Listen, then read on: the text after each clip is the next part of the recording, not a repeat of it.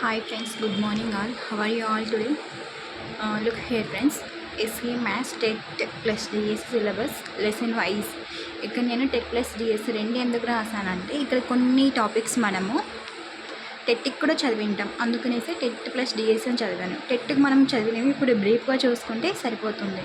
అలానే ఏవైతే డిఎస్కి ఇక్కడ పెన్సిల్ మార్క్ వేసినవన్నీ టెట్కి అండి, పెన్సిల్ మార్క్ ఏంటండి డిఎస్కి మెయిన్గా. ఇక్కడ నేను 6Q అనేదంతా అర్థమెటిక్ నుంచి మనకి 6 క్వశ్చన్స్ వస్తాయి, ప్రాబబిలిటీ అండ్ స్టాటిక్స్ నుంచి 8 క్వశ్చన్స్ వస్తాయండి, ట్రిగ్నామెట్రీ నుంచి 8 క్వశ్చన్స్ వస్తాయి, నెంబర్ సిస్టమ్ అంకగణితం మీద మనకి నెంబర్ సిస్టమ్ మీద 5 క్వశ్చన్లు వస్తాయండి, స్కూల్ ఆల్జిబ్రా 4 మార్క్స్ అండి. మొత్తం మనకి ఇది 10th క్లాస్ సిలబస్ నుంచి 31 క్వశ్చన్స్ వస్తాయండి. ఇదంతా స్కూల్ సిలబస్. ఇది ఇంటర్కి సంబంధించిన సిలబస్.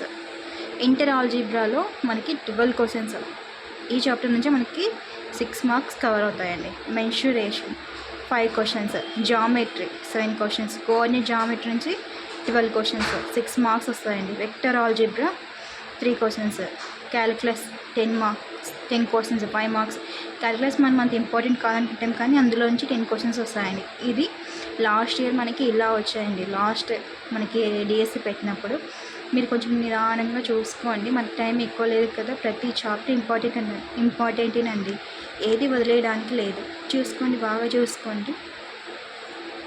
ఇంకేమైనా డౌట్స్ ఉంటే నాకు కామెంట్ చేయండి. Please subscribe my channel. ఇలాంటి మోర్ ఇన్ఫర్మేషన్ వీడియోస్ మీకు ఇస్తుంటానండి.